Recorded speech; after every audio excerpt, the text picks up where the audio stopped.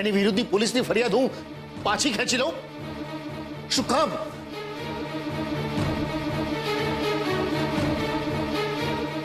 અરે એને ગુનો કર્યો છે તો સજા મળશે એને.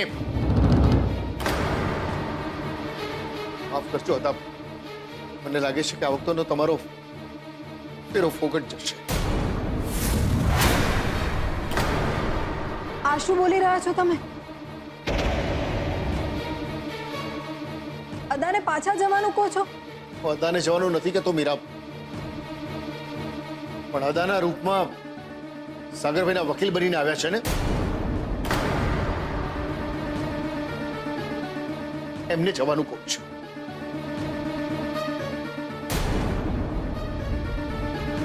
તું સમજી નથી રહ્યો મોહન. બદનામી તો સાગરભાઈના દીકરાની પણ થઈ છે ને બેટા. તને જેમ તારી કિંજલ વાલી છે એમ સાગરભાઈને એમનો દીકરો વાલો છે. સુશાંત સાગરભાઈનો એકમાત્ર સહારો છે. એમનું ઘર પણ બગડી જશે. વાહ અદા વાહ, તમને સાગર અંકલના ઘડપણની પડી છે પણ કિંજલના ભવિષ્યની નહીં.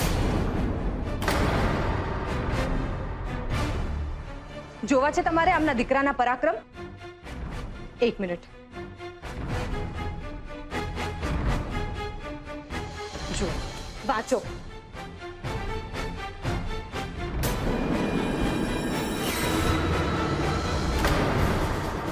અમારી નજરની સામે જ એ કિંજલને ઉપાડી ગયો હતો. આમનો આ ઘડપણની લાકડી સમો સંસ્કારી દીકરો.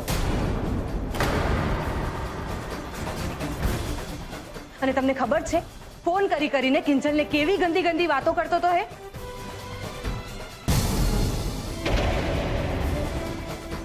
લાવ કિંજલ, ફોન લાવ તારો.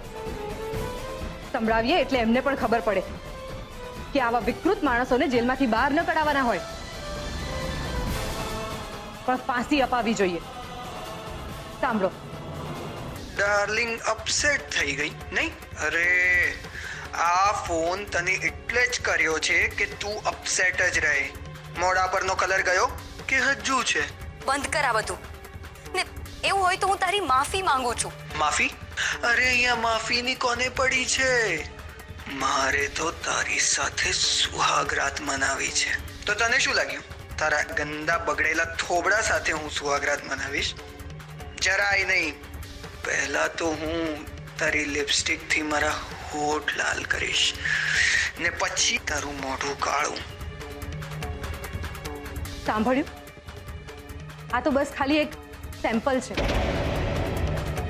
હજુ આગળ પણ છે, પણ એ સંભળાવવા માટે મને મારી મર્યાદા નડી.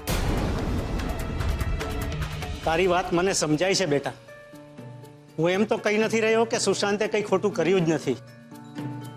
અમને એ વાતની તો ખબર જ નહોતી કે સુશાંત ઇન્ડિયા આવ્યો છે. રોજ રાત્રે એ અમેરિકાના સમયે ફોન કરતો અને અમે ત્યાં લંડનમાં બેઠા એમ જ માનીને ચાલતા હતા કે એ અમેરિકાથી બોલી રહ્યો છે. જોયું હતા? અરે જે છોકરો પોતાના સગા મા બાપને દગો આપી શકે એ માણસ સમાજ માટે કેટલો ઘાતક નીવડે. તારી વાત સાચી છે મોહન. પંચ એવું માને છે કે દરેકને એક મોકો તો મળવો જ જોઈએ. એમ પંચ આ બધું ક્યારથી વિચારવા લાગ્યો હતા?